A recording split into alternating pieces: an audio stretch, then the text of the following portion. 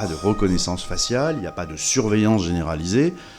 Ça n'existe pas, hein, je veux le rappeler, puisque certaines questions laissent à penser que ce pourrait être le cas. Nous sommes dans une expérimentation, rappelons-le, expérimentation qui était liée à l'organisation des Jeux Olympiques et qui finalement durera jusqu'en mars 2025. À ma connaissance, les Jeux seront terminés à cette époque-là. Et ce qui nous interpelle, c'est évidemment la nature du bilan qui sera porté sur cette vidéosurveillance algorithmique.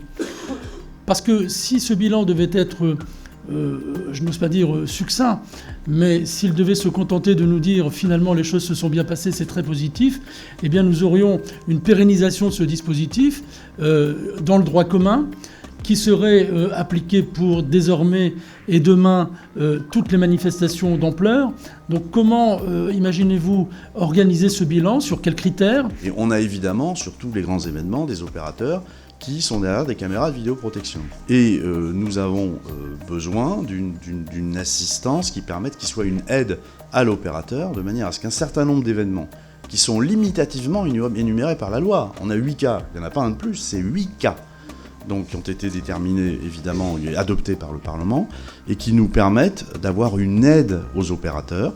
C'est-à-dire, par exemple, quand on détecte un individu qui circule dans une zone où les personnes sont interdites, quand on détecte une densité de personnes supérieure à ce qui est prévu dans une zone, quand on détecte un flux de personnes qui va à contresens du flux qui est prévu, l'opérateur a une alerte. Nous sommes montés progressivement en puissance sur ce dispositif qui, je le pense, a démontré son utilité. À la préfecture de police, on gère des dizaines de milliers de caméras. Enfin, on a accès à des dizaines de milliers de caméras qui ne permettent qu'uniquement de faire de la surveillance de voie publique, uniquement, hein, en temps courant. C'est quand même très utile quand on a des violences et qu'il faut faire des enquêtes judiciaires ensuite. Hein. C'est beaucoup plus facile pour confondre des auteurs, parfois même pour les retrouver quand ils sont recherchés. Voilà. Non mais je le dis pour ceux qui contestent encore les bienfaits de la vidéoprotection. Si, les chiffres disent ça.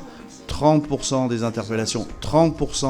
interpellations que nous réalisons dans les transports en commun, 30% sont réalisées grâce à la vidéoprotection. Combien d'enquêtes nous avons résolues grâce à la vidéoprotection ? Combien d'auteurs nous avons confondus grâce à la vidéoprotection ? Quel que soit le chiffre, quand vous arrivez à confondre l'auteur d'un crime grâce à la vidéoprotection, quel que soit le chiffre, c'est important. Voilà, pardon de cette position personnelle, mais je l'exprime aussi fermement. Quel que soit le chiffre, c'est important. Quand vous êtes comme moi confronté à des parents, des familles de victimes, et que vous êtes capable de retrouver l'auteur parce que vous avez eu de la vidéoprotection, vous êtes content d'avoir un outil de vidéoprotection.